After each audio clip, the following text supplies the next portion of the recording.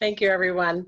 Um, these are challenging times, no doubt, and I think oftentimes during these times, we wonder, do we have faith or trust, hope, confidence, love, and a good attitude? Those kind of 6 characteristics I'm naming today, and we might wonder literally if they're a part of our lives these days. So I have 6 little stories to share the meaning of those. Story number 1. Once all the villagers decided to pray for rain. On the day of prayer, all the people gathered, but only one boy came with an umbrella. That is faith. Story number 2. When you throw babies in the air, they laugh because you know that they will be caught. You will catch them. That is trust. Story number 3. Every night we go to bed without any assurance of being alive the next morning. However, we do set our alarm clock to wake up. That. Story number 4. We plan big things for tomorrow and even into the next year, in spite of having zero knowledge about the future. That is confidence. And I would just do a side note here to say that psychologists tell us one of the best ways to get through things like pandemics and trauma areas is to plan for the future. That's confidence. Story number 5. We see the world suffering, but still we get married and we have children. That is love. Story number 6. On an old man's t-shirt was written a sentence, I am not 80 years old. I am sweet 16 with 64 years of experience. That is good attitude. So the invocation this morning is the invitation to find those places and watch for those times in our own life when we can claim, yes, I do have faith, or yes, I do have trust, or I do have hope or confidence or love or a good-spirited attitude. So I invite us to find those moments, those stories in our personal lives and in our business endeavors. Thank you. Thank you so much, Lynn. It's nice to see everybody. Nice to be time for happy dollars.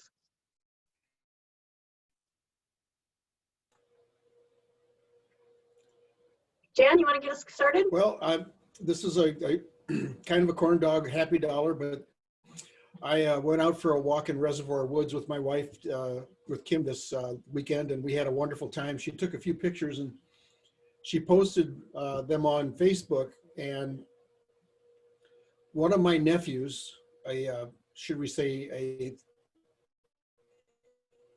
immature 38-year-old, asked Kim why she was walking with Santa Claus. And I just felt that maybe that wasn't quite ready. I wasn't quite ready for that particular comment quite yet. And that's a $5 happy dollar for me.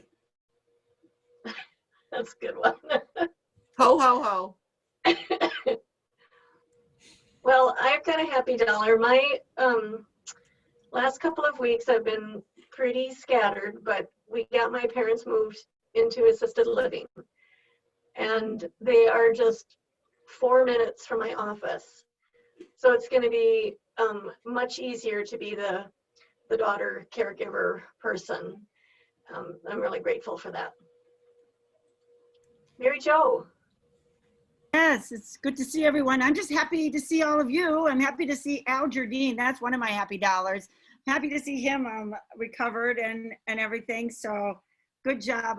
I'll do $5 here, but I'll do Al. And then I want to do my mother, who had to go into the hospital and rehab because she wasn't able to walk. You know, I think most of you know I share a condo with her. She's 93, but she's doing great now. So they're going to send her home, you know, probably in the next week because she's got her strength back and everything. So something with her sodium.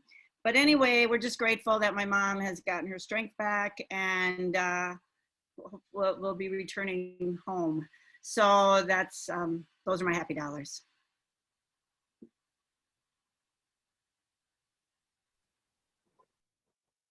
Who else has the happy dollar?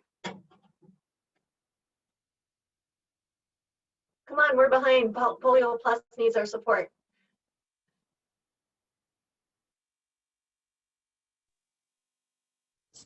Baggy. I'll do 5 happy dollars. Can you hear me? Yeah. We have no Wi-Fi here at Bridging today. Our servers have been down all day, so I'm not happy about that. But I'm super happy because I just stopped and visited Kathy, and she said every day is like Christmas there. We are getting so many donations in the mail for the action, and I know we're also, I think I'm delinquent on a few emails as well, which I'll get as soon as our server's up. So people are just being really generous, and it's going to be a really fun auction next week. So I'm really happy. I'm excited. That's great. Yes. All right. Let's do Julie Wern next, and then Al will get you. I will do $5 happy dollar because yes, I am very glad to see Al back at home. That is awesome. Good point, Mary Jo. And then we're on the 6th day of a quarantine. My husband was potentially exposed to COVID last Wednesday, but we so far have had no symptoms. And we're waiting for that state test kit. But I also have an appointment lined up at Hy-Vee this Wednesday. So hopefully we're fine. I feel fine. So $5 happy dollars. Al. Okay, yes, I should put in a few happy dollars being out of the hospital. But the first stay was up at Maple Grove North Memorial Hospital. And man, that is just like being in a spa. So I should maybe owe quite a bit on that one. And then they transported me down to Robbinsdale where they could do some more serious testing, which they were not able to do. And quite a difference between the two. The room that I had at Maple Grove was 1.5 times the size of the one I had in Robbinsdale. And in Robbinsdale, I had to share a room with another patient. So the first one's really like a spa. They treated me royally. It was fun. And then also my son-in-law came down with COVID here about a month ago, but the only thing that he lost was his sense of taste and sense of smell, and that's coming back slowly. So that's a happy dollar also. That's really good news. Thank you.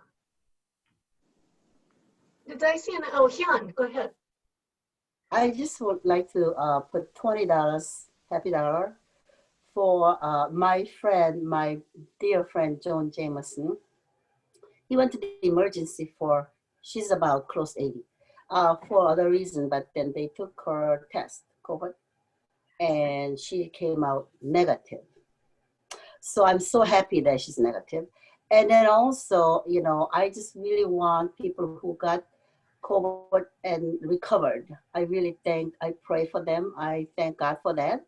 And then my employees at Minbest, thanks to Lynn, we send out the warning about COVID, and everybody's doing good job and we're all safe. So I'm really thanking God for that. Thank you.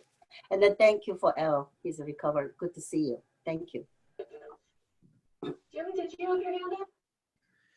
Yes, I'll put in $20 just so everybody know that Jill and I both had COVID and we're 21 days past it. We had very, very light cases. So Jill lost her sense of taste and smell, and I really had a dry throat for 2 days, and that's about it. So I feel a little guilty about, I had such a mild case and people are dying from it. And it's, but we survived. I don't think you need to feel guilty. We're grateful. Maureen, unmute yourself there. Okay, so I don't know how to do it, but I'll do $5 just for being back. I haven't been at Rotary for a while, and it's just so good to see all of your wonderful faces and hear your stories. And I am very much just grateful to be back here, looking forward to the vaccine in 2021. So Kathy, tell me what I need to do to make that contribution. You can put it in the chat to me. Awesome. There you go. Ted. Yeah, I'm happy that I got through Thanksgiving in good shape. We had ordered 6 dinners individual for 6 people, friends and family in various locations. And they gave us 6 dinners in one. And it only took us 2.5 hours to get everything sorted out and passed around to people. We could have cooked it, but it was great anyway. Oh, it's really good to catch up with you guys. Any other happy dollars? Lauren. I've got $5, just being thankful for the curbside pickups, so we can go out and get the things we need and do the things we have to do without being abnormally exposed. I know we're not going to ever want to let go of some of these conveniences either. It's been good.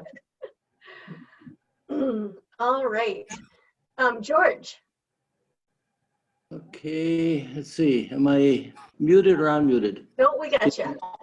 Oh, well, I also am happy that Al is back, because when he's there, then I don't feel like I'm the oldest one in the club. Oh, funny. All right, anybody else? Okay, well, Kathy, are you able to pull up our announcements and history pictures? And then, does anybody else have an announcement?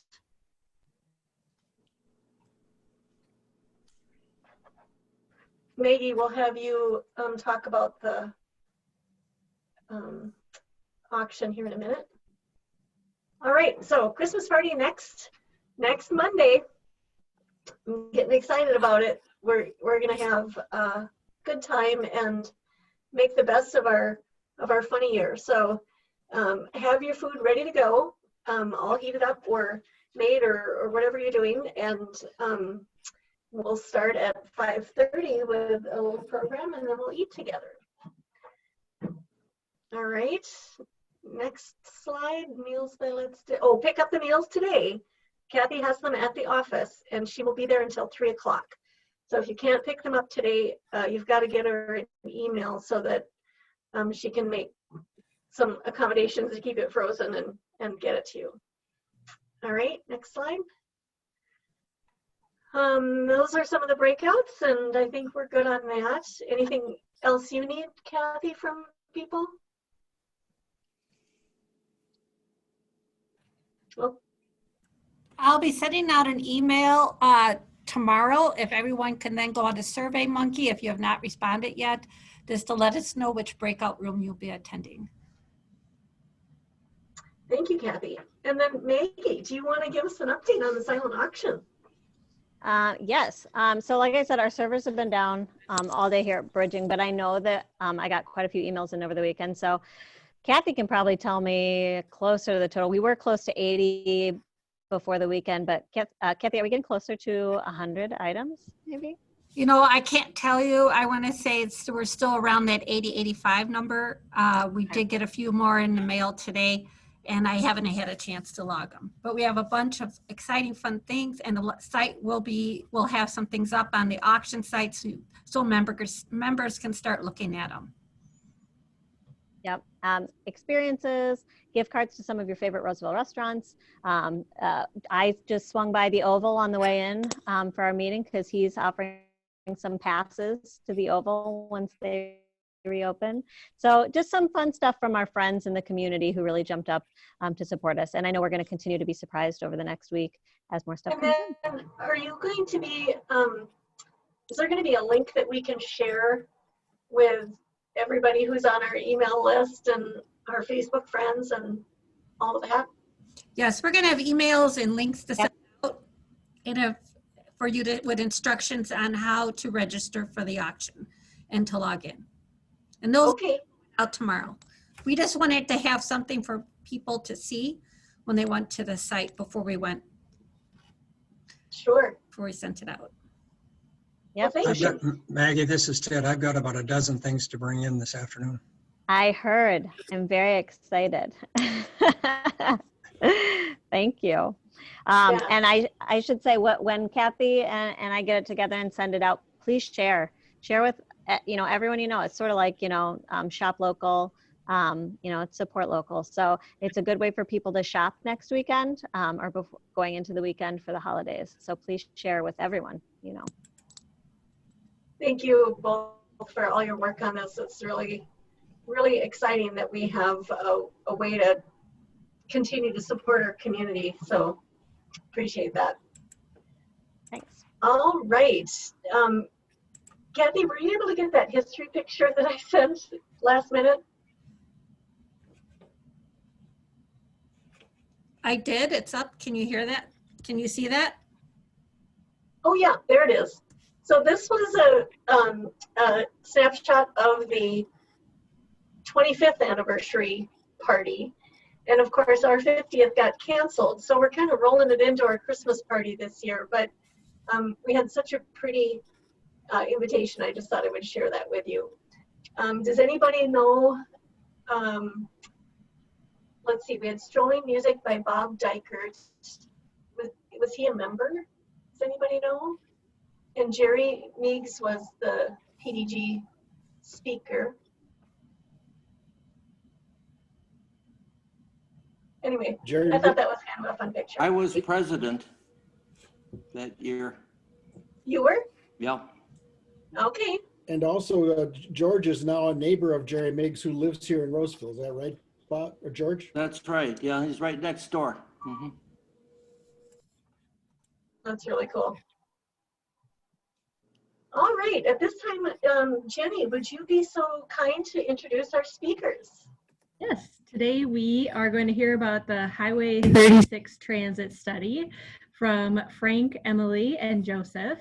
And it is around Washington County in collaboration with Ramsey County, Hennepin County, the Minnesota Department of Transportation, and the Met Council. So they're all studying the potential for transit improvements along the Highway 36 corridor, which is right in our neighborhood here. Maybe and you want to see this, Ramona. They're talking about Highway 36. And so it'll be really interesting to hear what they have to say and what are the potential feasibility study and outcomes that we have to look forward to. I'll turn it over. Thanks, Jenny. Good morning, everybody, or good afternoon, I guess I should say. My name is Emily Jorgensen. I'm the project manager for the Highway 36 Corridor Transit Feasibility Study. I am a planner with Washington County.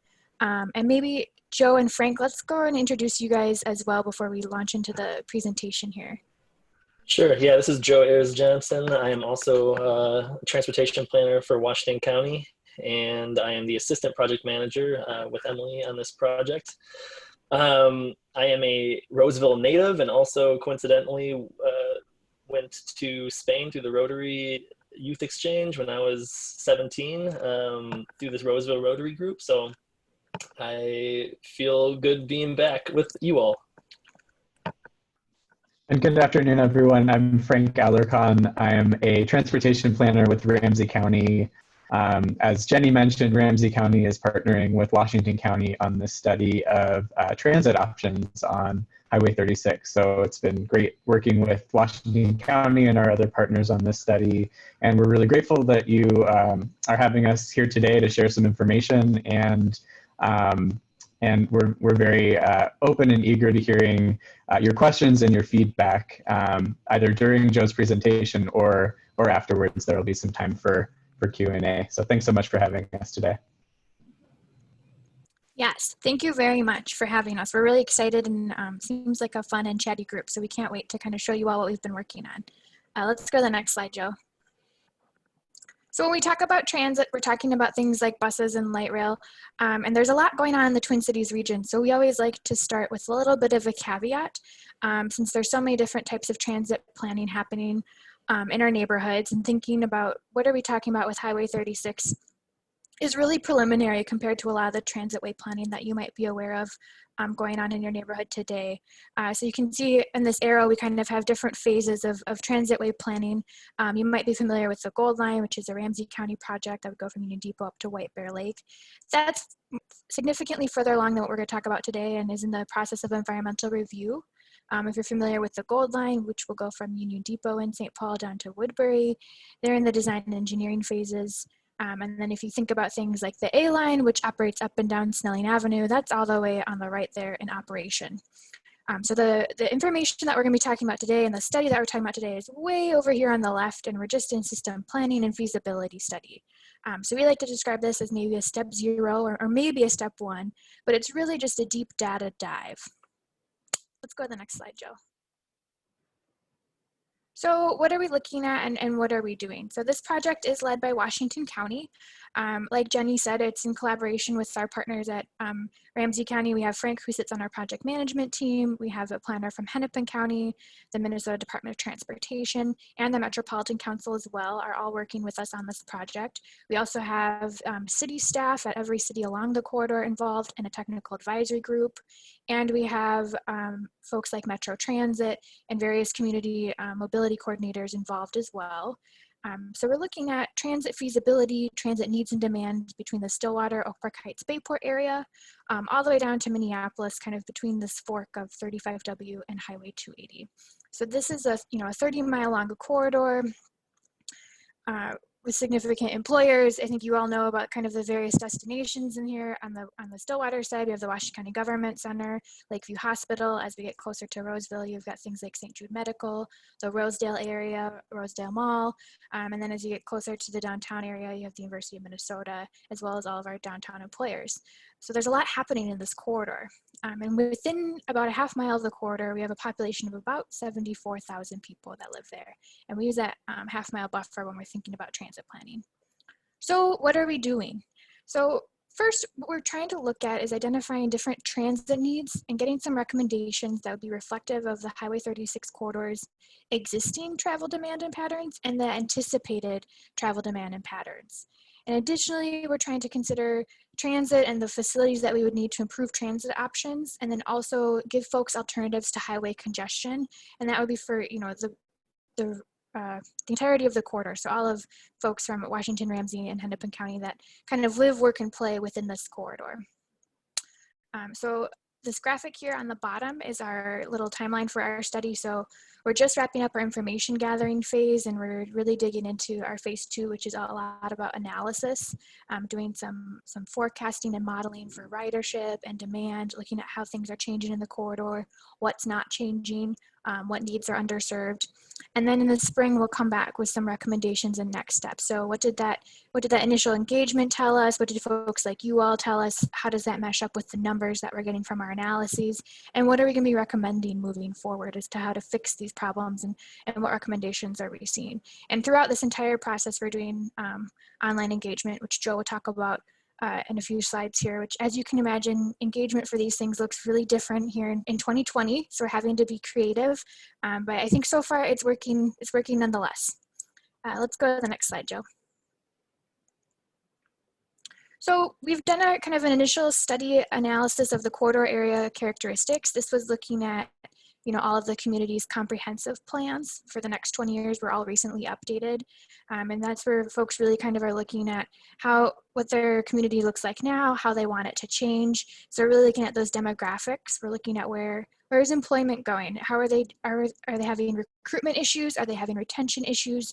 Where do folks work? We look at land uses, particularly on the Washington County side of things. We know that we have some smaller, more rural communities, and in their comprehensive plans, they wanted to keep things very small and rural, so we're trying to be respectful of that, while also accommodating the needs of communities like Roseville and other ones that tend to be growing and have kind of more of an innovative approach to the future. We looked at existing transit. What is the ridership there? What is the demand? What needs are being met? What needs are not being met? And also what could be shown in the future? Where are we going to see new folks that need transit? We looked at traffic and congestion, and then travel time reliability. In 2017, we opened that big bridge, St. Croix Crossing, that connected Highway 36 to Wisconsin. And since that time on the Washington County side of things, we've seen about a 30% increase in traffic on Highway 36, which is significant. So we're seeing a lot more congestion. We're seeing a lot more folks wanting alternative ways to get to Minneapolis or perhaps the Roseville area. And then overall, we're just looking at where are folks going? Where are their travel patterns? And it's been really interesting. We mostly focus on, pre-pandemic travel patterns just to get an idea of what things are like during normal times. But it's been really showing, looking at where folks are going nowadays, what are kind of the essential trips that people are making, where would people need things like transit service to help them kind of get to the grocery store, get to medical appointments, get to see their kids or their grandkids, things like that, or all the things that we're starting to consider as we consider what travel demand is for transit, where it should go, and what it should look like. Let's go to the next slide, Joe. So this is a similar map to the one we showed you before. This is our study area and catchment area. So that kind of beige color around Highway 36 is that half-mile buffer. And then everything else you can see on here is either an existing transit or planned transit. So that big purple line in the middle, kind of following 61 there, that's the planned rush line corridor. And you can see as we get over to Snelling Avenue, we have that red line, which is the existing A line. And then you have kind of those gray little bus stops all throughout the corridor that show you kind of how transit looks today or in the near future in this corridor. And you'll notice kind of as you get on the other side of Century Avenue, closer to the Stillwater and Oakdale side of things, there's not a lot going on. There's not a lot of existing transit there. There's the 294, which is that line that you see kind of circulates around Stillwater and Oak Park Heights and eventually brings you down to the Sunray Shopping Center and then Union Depot and St. Paul. But beyond that, there's not a lot of transit access for folks that live kind of east of Century Avenue. Folks need to drive to a park and ride in Maplewood or even perhaps further to get where they need to be going, which really was one of the impetus for us starting this study. So this is kind of a starting point for us. So we know what's there today. We know what folks like Ramsey County and Washington County and Hennepin County have planned for transit ways. And so now we're starting to look at, okay, so knowing that all of those things are coming, what needs are we still going to see emerge in the future? Let's go to the next slide, Joe. So as we're starting to think about recommendations and starting to pull together some transit scenarios, we're starting to realize that this will not be kind of a one transit or a one bus solution, but it will probably be a medley of different types of transit options. And so these are all the kind of different types of transit that we're considering to meet the needs that we're starting to see emerge in this corridor. So the first would be that BRT. So this is similar to your A line, which operates up and down Snelling. It's a bus that either operates in mixed traffic, a dedicated bus lane, and it's a higher amenity station. So it usually has things like level boarding. It's usually kind of a fancier branded vehicle. You pay before you get on the bus. And they usually have kind of infrequent stations, but the service is very frequent with kind of that 15-minute, you just walk up to the station, you know that the bus is coming, you don't need a schedule type of service. The next service that we're considering is Express Bus. So this would be your park and ride service. It operates in the early mornings, in the late afternoons, early evenings, really for those commuters who are typically going to a downtown urban core is really who's served by these. There's usually not a midday service, so it's not really an option for folks to kind of get back midday, or if you work off hours from the 9 to 5, usually this express service does not serve you.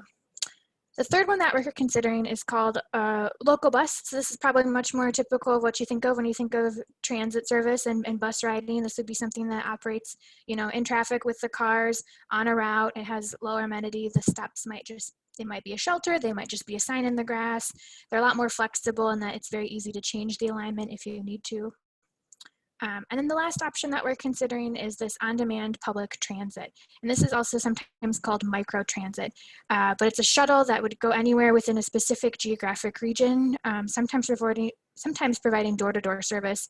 It's really similar if you think about something kind of like an Uber or a Lyft, where you can kind of order something via your smartphone, it shows up where you need it to, and that would either kind of bring you to the transit that's maybe perhaps a mile or two or outside your walking threshold and get you where you need to be going, or perhaps just brings you from your home to your end destination as well.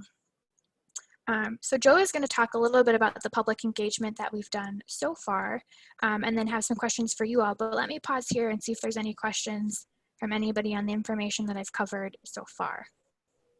This is Jan Vanderwall. Did I miss that I didn't see the DOT as a participant in this study? Yes, great question. So MnDOT is a participant in this study. They're on our project management team, and we also have a separate person from MnDOT that sits on our operations technical group as well. Somehow I missed that, sorry.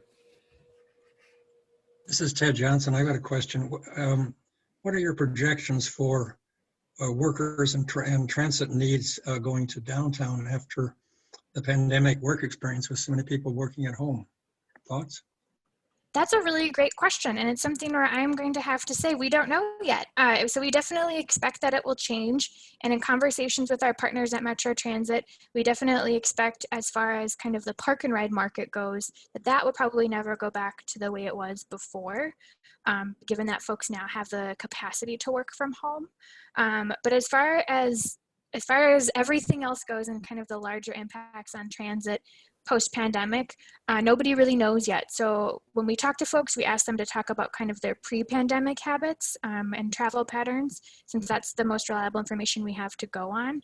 But what we do know is that, you know, Metro Transit and the Met Council have been closely monitoring folks' travel behavior since the pandemic hit, and they continue to. So it'll be really interesting, you know, once things are back to normal or a new normal, to see how people have adapted and maybe which sectors have working from home. Has that really stayed or has that gone away with? But a lot of what we see in this corridor in particular is there's a lot of jobs, a lot of kind of bi-directional movement that folks are asking for, and those are related to jobs where folks can't work from home. We hear a lot from people who work in different retail sectors. Anderson Windows in Stillwater has a heck of a time recruiting, and those are a lot of those positions where folks can't move to an online space. This is Lynn. This may come in the analysis portion of it, but have you had conversation with those who are working with the bike paths? For example, Gateway Trail starts out kind of toward that way, but shoots off north. Just wondering if there's been conversation regarding transit passageways with the bike paths. Yeah, that's a great question, Lynn. So we do work very closely with the DNR.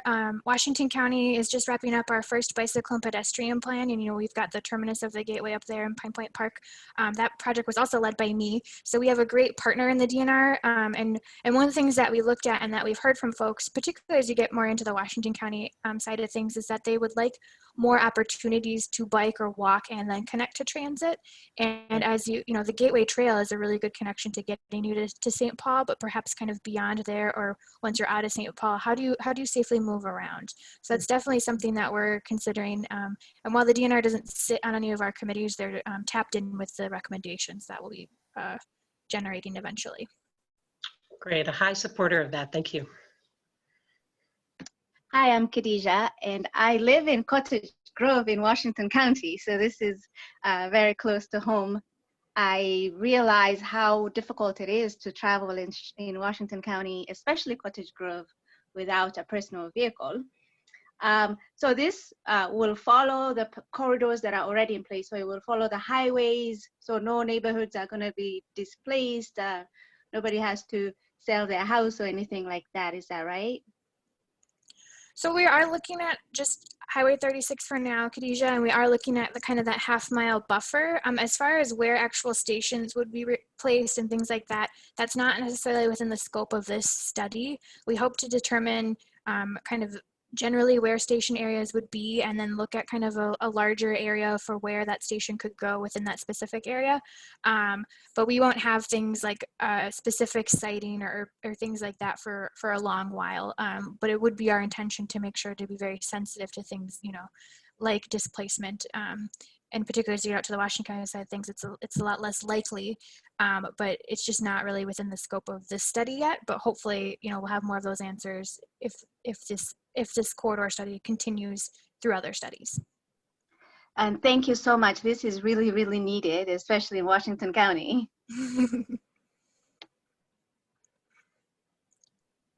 Emily? Yes. How are the travel patterns determined? Do you do surveys of employees and companies, or do you catch people at stop signs and quick ask them where they're going? Or I'm sure that's not it, but how do you do that? Thankfully, that's not how we do it. You can imagine Joe and I might not be working in the same jobs if we had to do that for months on end starting in November. But we have a few different options. And so the Met Council has a travel behavior inventory that they do. A lot of that is based off of the comprehensive plans that communities submit to the Met Council. We, in particular for this study, as we do our modeling for our ridership, we use the model that is created by the Federal Transit Administration, and that's called the STOPS model. So all of your transitway projects within the Twin Cities region are now starting to use this model that helps forecast where folks are going, how they get there, and then what ridership with this new transit amenity would be like in a given year. And so we have all of those things that we use, and they're kind of very complicated, very math-based, kind of based off of the population of a specific year and based off of a certain amount of assumptions that kind of all the entities have agreed to. And additionally, we have things that we've been using. One of them is called streetlight data. So this is a new software that knows where folks are going on a fairly kind of up to the minute basis based off of pings from folks' cell phones. So anytime you're driving and using things like Google Maps and stuff like that, it allows us, it's a software we subscribe to that allows us to know where folks are going, and you can even parse out some demographic data. It's very Big Brother, borderline a little creepy with the amount of information that you can get about people, but really does allow us to kind of do a real-time gut check about where folks are going.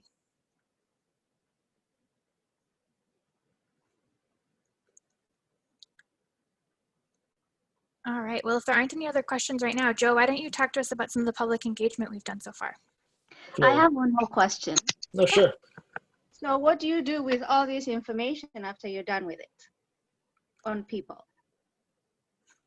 Are you talking specifically in regards to the streetlight data? Yes.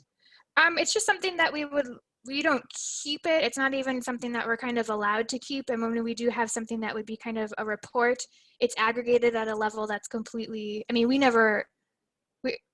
I should retract what I said. We can never get that data at a level where we would be able to tell who somebody is or what somebody does based on that information. But the reports that we get are aggregated at kind of like a city or a county level.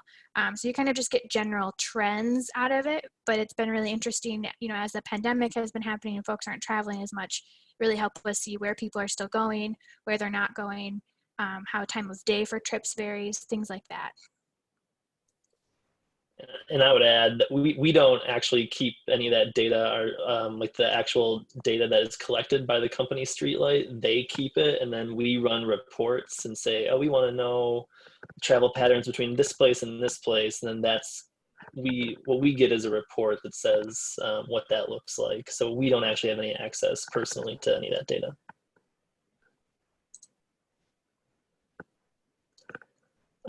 Yeah, and I'll continue with the public engagement here. As you have questions, feel free to stop me, but I will stop a little bit later for questions in general. We are wrapping up the first phase of our community engagement, and while we were developing the study, we had initially aimed to begin public engagement in July with a variety of in-person meetings with employers and businesses, focus groups, and a handful of pop-up events in the project area. But then COVID happened, and as with everyone else, we had to adapt to a new reality here. So we reshuffled the study to begin engagement in September and began to really focus on what was possible with online conversations and engagement. We developed a project webpage with materials like a public questionnaire and project fact sheet, and a guided presentation as well that people could walk through at their own pace. We worked with our city and county partners along the corridor to distribute all of those materials via social media and newsletters. So we tapped into things like the city's Facebook and their Nextdoor pages to get those survey or those questionnaires out and the web page. We even tapped into a Maplewood contract with their electronic billboard along Highway 36 to feature the project. So that was kind of fun to see our project and the webpage and questionnaire featured on the large screen along Highway 36. And then we worked with our partners in Washington, Ramsey, and Hennepin County to meet virtually with stakeholders to introduce them to the study and distribute the questionnaire to the networks, much like we're doing today. And we are wrapping up the first phase of community engagement. And if you find yourself interested in the details of Washington County engagement, I can speak more to that as well. But to keep it more relevant to this group, I'm going to focus on engagement efforts specific to Ramsey and Hennepin County, as that might be a little bit more close to home, and then get into some of the broader corridor-wide efforts. we coordinated with our Ramsey County colleague, Frank Alarcon, who's on the call here, to reach the Roseville Business Council, the St. Paul Area Association of Realtors, and you all, the Roseville Rotary Club. And we even spoke on the City Speak podcast, which is a subsidiary of CTV North Suburbs that talks to city staff and officials about ongoing plans, studies, and policies. In Hennepin County, we coordinated with Move Minnesota to consult on the best ways to reach key stakeholders and to spread study information across their network. We spoke with the University of Minnesota Undergraduate Infrastructure Committee group and are scheduled to meet with the University of Minnesota Civil Service Consultative Committee in January. And our colleague in Hennepin County also reached out to Minneapolis neighborhood associations within the study area to share the communications package with their networks. Joe, do you want to talk a little bit about how the communities along the corridor also help spread the word?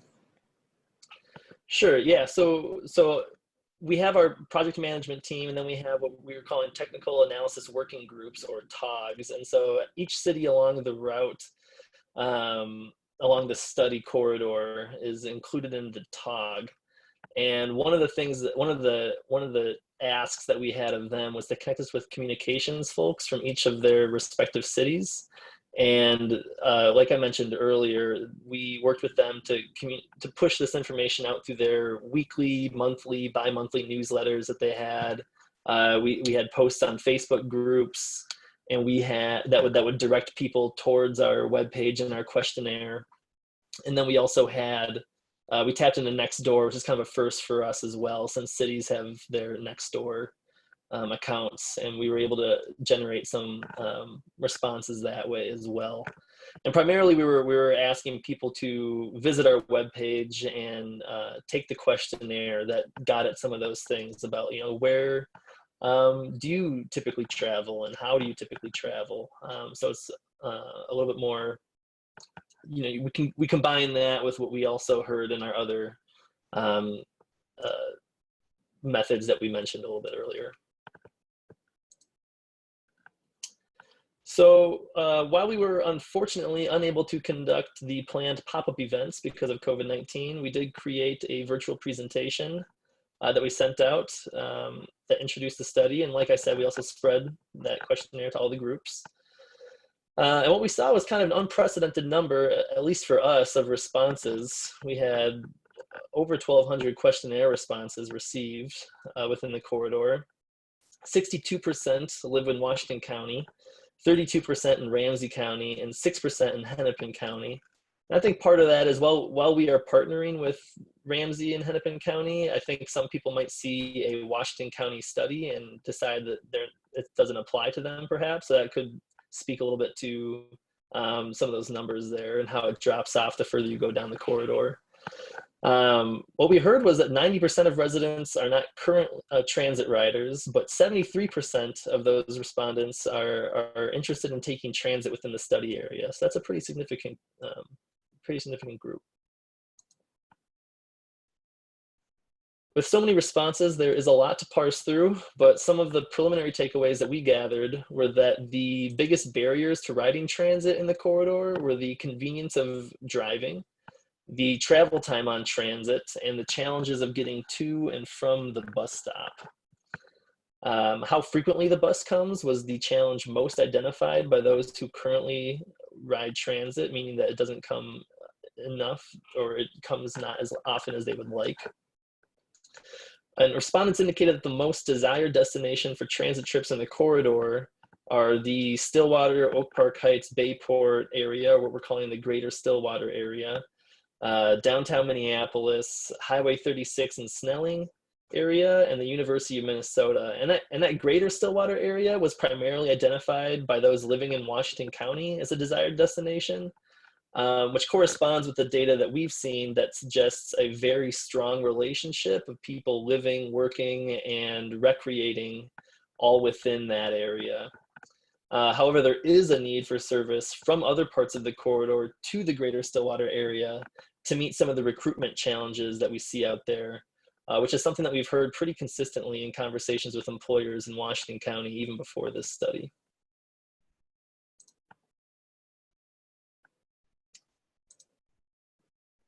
So at this point, I think we're, pause here for questions from all of you, either about the study as a whole or public engagement specifically. But I think we also have some questions here for discussion. If you have anything in mind around, what challenges or barriers do you see to transit use in this corridor? And what needs or demand do you either experience yourself or you've heard from other folks? So yeah, if at this point we just want to turn it back to you and hear what you have to say. I have one question. It's Sure. about I own a civil engineering company as a small woman and minority owned. And MnDOT really does a great job with their leadership to inclusiveness of little guy like us. However, not counties. Counties has been ignoring us for years. And with this kind of project that you're in planning stage, have you ever thought about, I want to know what kind of demographics in Washington County. I know, Ramsey and Hennepin, it's a pretty large number of minorities or diverse communities are there. So have you ever thought about, or if you have question, you could ask MnDOT how they do. Actually, I'm having a meeting with them on December 2nd with the MnDOT leadership group with a small company like us. So when I talk to your bosses, they say, go under a large company, they'll give you a job. No, they don't.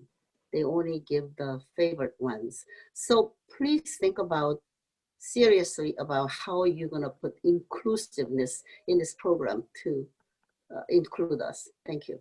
Okay. That's a great point, and thank you. And we definitely, I think we're all kind of making strides to kind of understand how we can incorporate more of their smaller businesses in our construction and in our engineering. So thank you for bringing that up. And it's wonderful to kind of have that recorded as an official comment that we can bring forth later, hopefully once we enter a construction or engineering phase. Thank you. I have a question.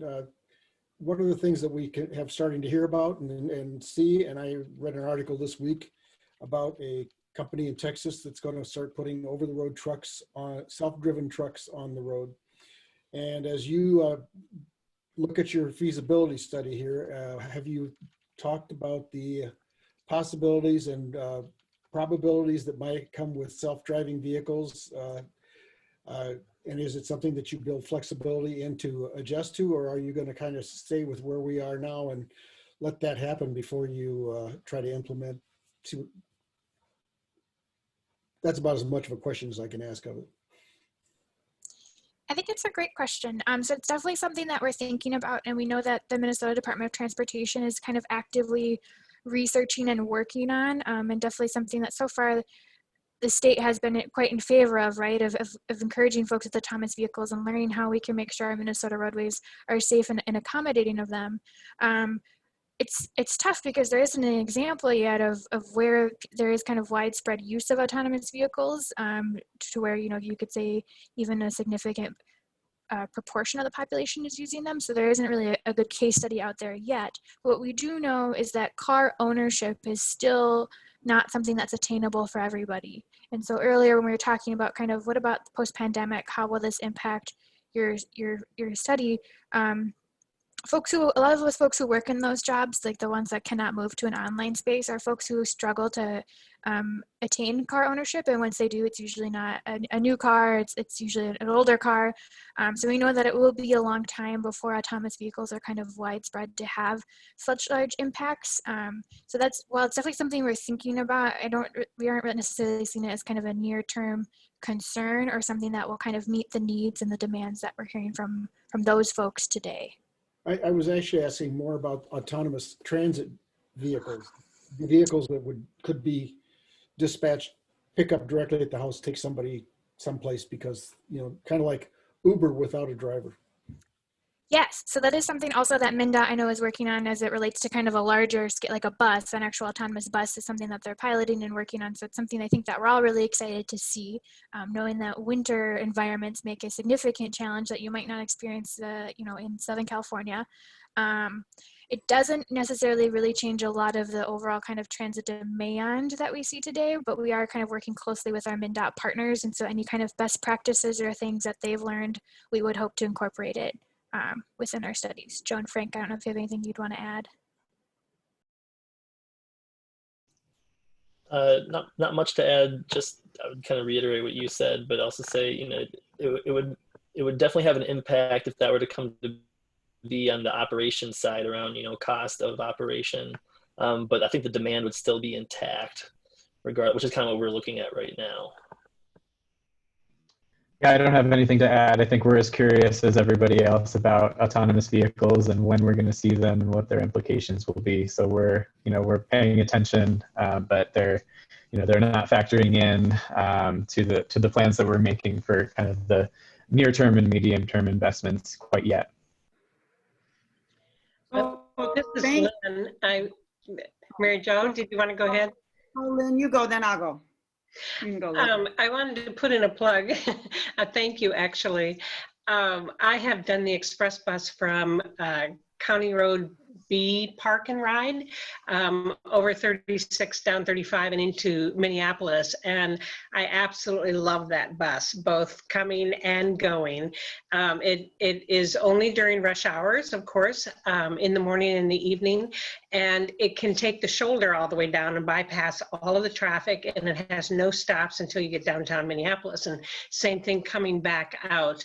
And so I just put in a plug and a great thank you for that. Those kinds of express lines for people who are working, and would just add the comment that I think it's also a very good thing environmentally. And so part of my question would be, are you also looking at, I know Metro Transit has already done a lot of this around environment of their buses. Are you continuing to look at the environmental issues of both the bus as well as the land use in regards to transit? Yes, that's a great point. And one thing that we really saw that was kind of new, given the last 10 years, is a lot of communities have really started to recognize that sustainability piece, right? They're thinking about carbon emissions, they're thinking about how to become greener. And so as we read through those comprehensive plans, we're realizing this is a metro goal. It's definitely something that we're seeing consistent across the Highway 36 corridor. So even where communities maybe are not really looking to become very transit oriented, or perhaps they're very excited about the idea of bringing transit to their community, they understand the need from kind of that sustainability perspective. So it very much is kind of in line, and a part of our goals for the study is we're thinking about making things very easy and convenient, but does that mean we're using electric buses or other things? How do we really bring that goal to kind of fruition, and how do we make sure it lines up with kind of where everybody is? So it's been really exciting. We're still quite a ways away from deciding, what type of bus would it be or where would it go and things like that, but it's very much top of mind for us so far. Thank you very much. Appreciate that. Thanks so much, Emily, Joe, and Frank. It's really great to hear about this study, and I just want to thank Hyun Kim for pushing the counties to provide opportunities for our smaller engineering companies. We're working hard. We're working. It's not happening as fast as any of us would like, but thanks, Hyun, for keeping to push us on that as a county. So we will continue to push that ourselves. I just have a question about, the challenge, of course, between having an express bus or a bus that people want to take versus how many stops you have. So how are you going to determine how many stops you have? Is it about how many people, tell you that they want to be there? Like I know Rice and 36 would be another spot. I think that there would be arguably a stop there. So just curious what your thoughts are on that, and then how do people hear about your town hall meetings? Do they get on a list? I know any of your engagement, should we go on your website and then sign up for any lists of where else we can direct our friends and whoever we want to have input onto this process? Yes, great questions, Commissioner. Joe, do you want to go to the last slide and we can answer Commissioner McGuire's last question first? That shows our website. There we go. So we sprung and we have a fancy URL this time. So it's just hwy36transit.com. That will redirect you to the Washington County website, which has all of our information. And if you would like to sign up for our emails, there's a link to do that as well. So we're going to be a little bit quiet for a while. We're going to be doing a lot of analysis, and then kind of early 2021, we're going to come back to you all with some more engagement, some more questions, and hopefully some recommendations, so we can tell you what we heard today, what we talked about, show you what we're thinking, and make sure that kind of lines up with what you all feel and see. And then Frank, we'll also be sending out we have a different type of questionnaire kind of from that stakeholder or agency perspective. So if you're someone like Commissioner McGuire or someone like Jan, you have kind of a business or agency perspective that you would like to share, that's a little bit of a different questions that we ask you, but we really encourage you all to fill out whatever one you're comfortable with. We really do appreciate it, and yes, share it widely. And then to answer your first question, Commissioner, and thinking about, how do we decide where the stops are going to be? For the most part, we look at major intersections along the corridor, right? And we know that generally we kind of break it down at that level, but we also know that there's a little bit of wiggle room there, and that's kind of how the stops model works for the most part. But what we also really look at is leveraging kind of other investments that are being made in the metro. So thinking about where the future rush line is going to go. We think about the parking right at Rice Street today, and knowing that that is such a hub up and down Rice Street. We think about the A-line, things like that. So if folks need to make transfers, where would it be easiest? Where are there already transit riders who perhaps just need some east-west service, is really how we think about kind of determining where those stops go. And like we said earlier, right now we'll just kind of come up with general bubbles of where those stops will be, and then it would be a determination for future studies to figure out where exactly within that kind of larger station area. Would it be on Highway 36? Would it be off Highway 36? Would it be, when we're looking at the border of Ramsey and Washington County, we're thinking, should it be at Hadley? Should it be at Century? Those are very close to one another, but kind of, do we get 100 more riders if we move it more west, or do we lose 100 riders? Things like that, which actually really comes down to a policy question as well. So that's something that we'll be bringing to our board and to you all when we start to think about those kind of specific decisions. Thank you.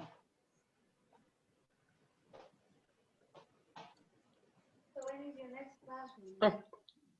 I'm going to go with one more question unless somebody else wants to. Thank you. I'm a bus rider, so all of this is really interesting to me as well. Do you have a sense of what the different economic levels are of who rides the bus? And the side like to that, of course, is, are you getting in your surveys and so on from the people who most ride the bus? Yeah, that's a really good question. So we were very pleased, getting 1,200 responses on anything that a public agency does is quite unprecedented, at least for us. So with our survey, and our consultant is still kind of parsing through everyone who responded, but we were able to determine that at least for kind of the responses we've received so far, we have received kind of proportional responses for every income level throughout the corridor. So we're very pleased with that. As far as kind of ethnicity goes, we're working on kind of reaching a broader spectrum there. But we are seeing that kind of proportional to each income level that lives within that corridor, we did receive a response, which is really exciting for us. And we have yet to kind of break out responses by income level. That is something our consultant will be doing later, and we can bring back to groups like this and start to talk about where those different needs emerge. But we do know that for folks, of a lower income strata, typically that park and ride service doesn't meet their needs. And they are typically the folks that are looking to go, from the Roseville area out to maybe North St. Paul or beyond. And those are the needs that we're really trying to capture with this study. Yeah, thank you. I think I'm going to call us together here, and Frank was able to post a link to the questionnaire in the chat room, so go ahead and take a look at that. And we want to thank you for your time, and you had a lot of interest or great questions today, so we really appreciate you all taking the time to present this to us. We do make contributions to the Roseville Rotary Woods at Central Park in honor of our speakers. So again, thank you for your time today. Deb, I had a quick question for Joe. Where did you go on the youth exchange? I went to Spain, Altea, Spain, which is on the Costa Blanca on the Mediterranean. It was very nice. Great, thank you. Super. Thank you all. So next week we do not have a meeting. We have our Christmas party in the evening, 5:30. We'll look forward to seeing you there. Jenny, do you want to tell us who's on the docket in 2 weeks? I'm still